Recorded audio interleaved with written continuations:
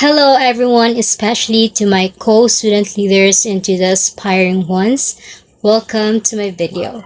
So for this video, I'll be sharing with you the 3 Lewin's leadership styles by Kurt Lewin.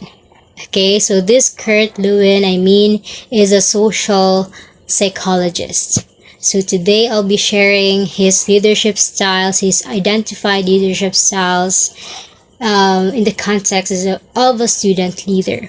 Okay, because I think the one who is watching this right now is a student leader or an aspiring student leader.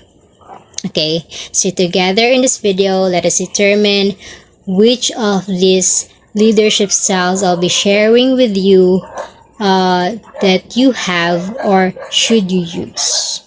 So without further ado, let's get started. So let's begin with the autocratic or the authoritarian leadership. So this leadership is where the leaders, have the complete power or the full control over their people. So these are the leaders that makes all of the decisions, and the followers, on the other hand, are only expected to follow orders and to execute those orders without any questions. Okay, so when we say without any questions, they cannot make any violent reactions or say comments about the decision that has been done by that authoritarian leader. Okay, the only thing you can do as a follower is to follow the order because your leader is an authoritarian.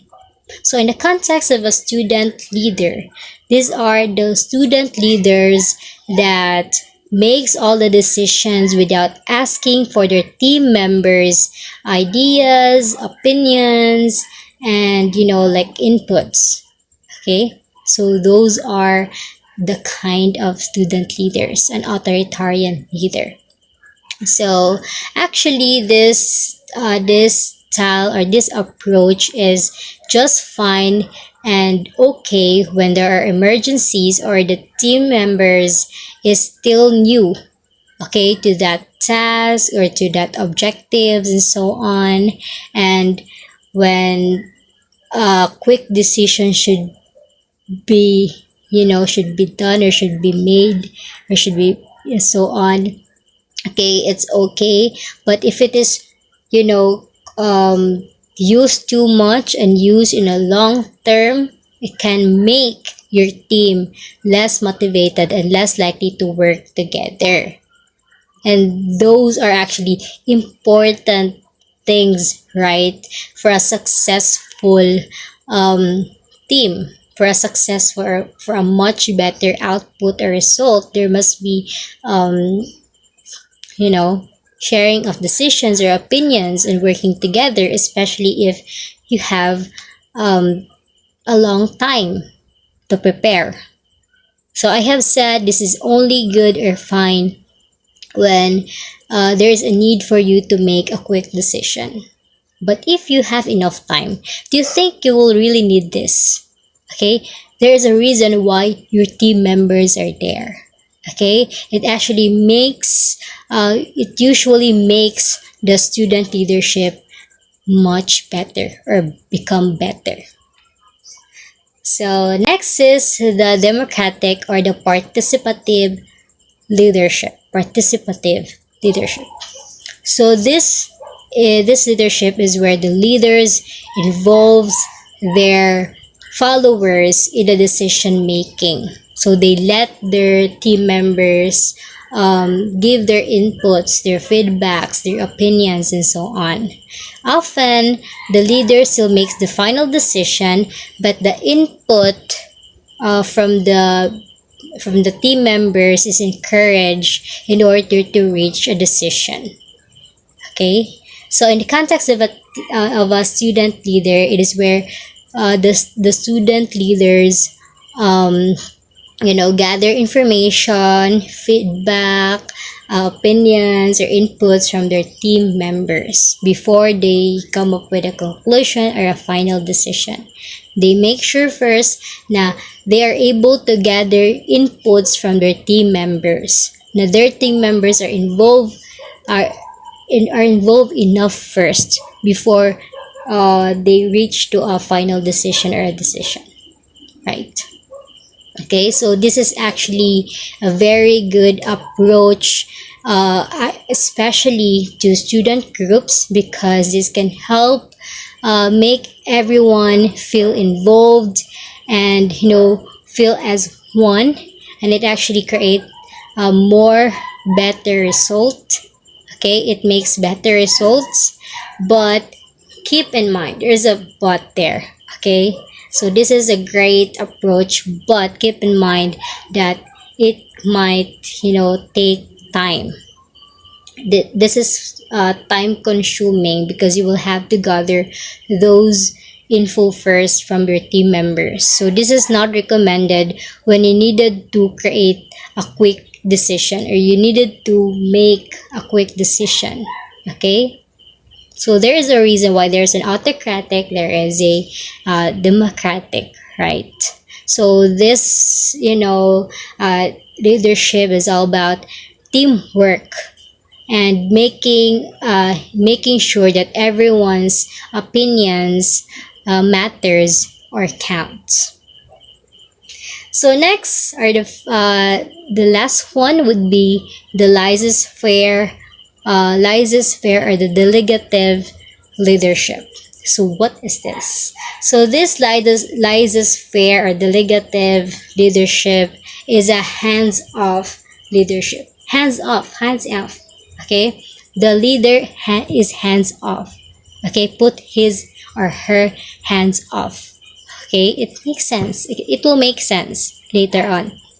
So this is where these are the leaders where their followers, where they let they let their followers make their own decisions and work individually.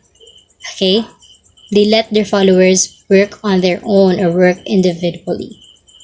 So in the context of a student leader, these are the student leaders that give their team members the freedom to make their own decisions and to work on their own, okay, or to be on their own.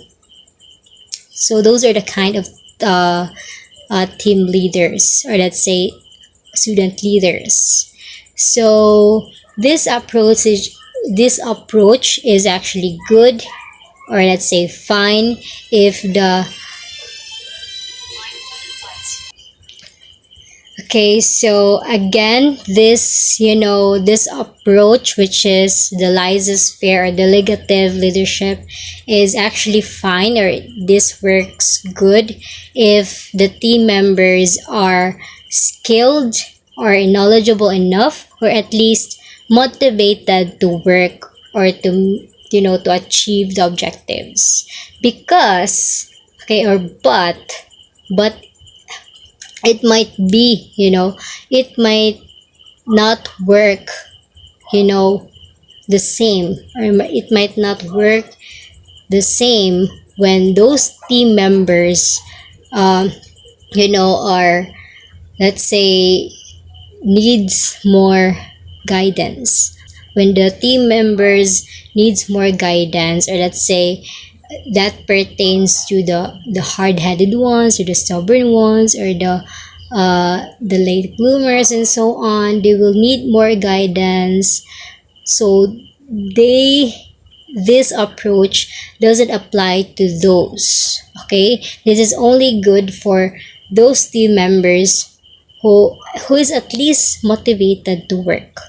Okay, who is at least hardworking, right? So it really just depends on the team members' abilities and needs. Okay, so that would be all for the three leadership styles by Kurt. Okay, so I hope you have already processed all of those, or comprehended those really well. Okay, the question is, have you already determined which of those leadership styles do you have? Okay, I'll wait for 3 seconds. 3, 2, 1. Okay, have you already determined or find out which of those leadership styles do you have? And the important question is, especially if you're an aspiring student leader, or even if you're not an aspiring, or even if you are an actual student leader, okay, or any leader, which one should you use those from those leadership styles, among those leadership styles rather? Okay, so let me answer that question. Actually, there's already an original study, okay, about that na si democratic, or let's say the participative leadership had the strongest positive effect on the group performance among the three. Okay, it had the strongest positive effect compared to the autocratic or the authoritarian leadership, and the, let's say, the laissez-faire or the delegative leadership. Okay, but those three, even those two, okay, have their own places. They have their places. So since they have their places, um instead of focusing or sticking to a single leadership style, you just have to adopt your approach, okay, to suit the situation and or your um, individual team members. Okay, you don't really have to focus on a single style.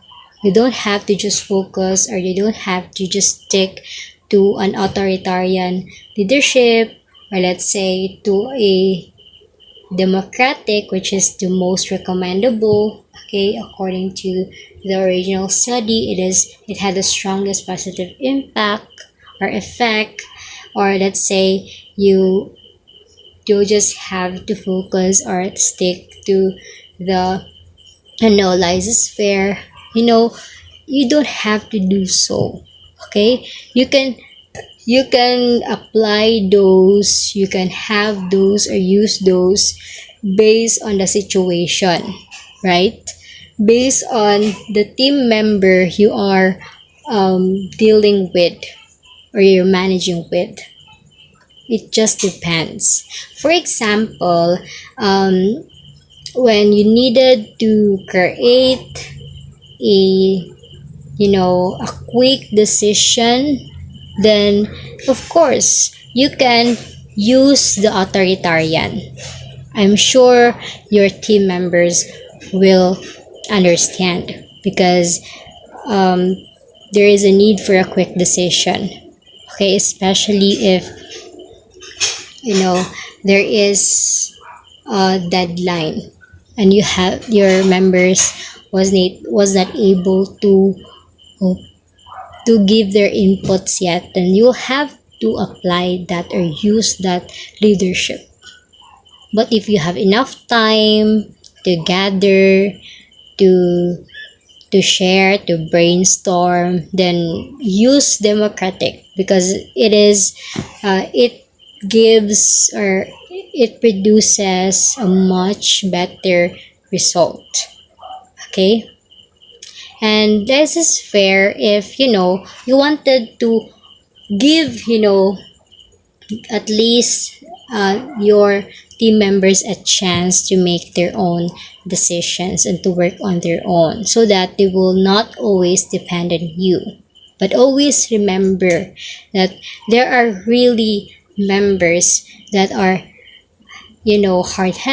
hard-headed, stubborn, or even if they are not stubborn, hard-headed, they're at least slow learner, or they cannot you know learn things right away or do things quickly. Then you will need to guide them.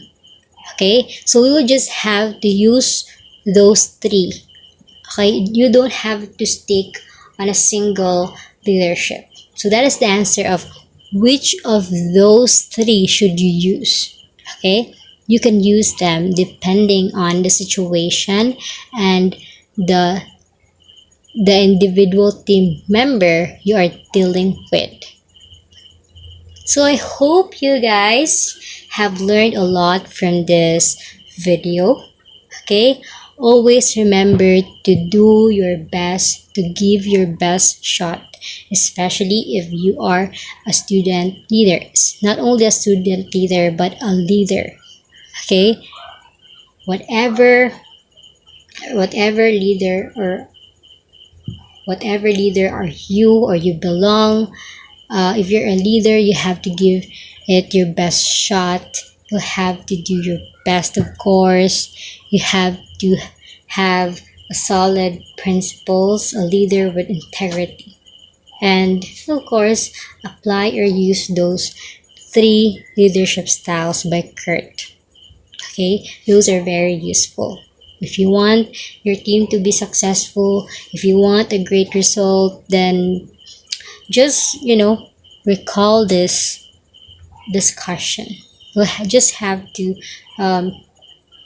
put this discussion in mind. I hope you guys have learned a lot from this video, and see you soon for another amazing video.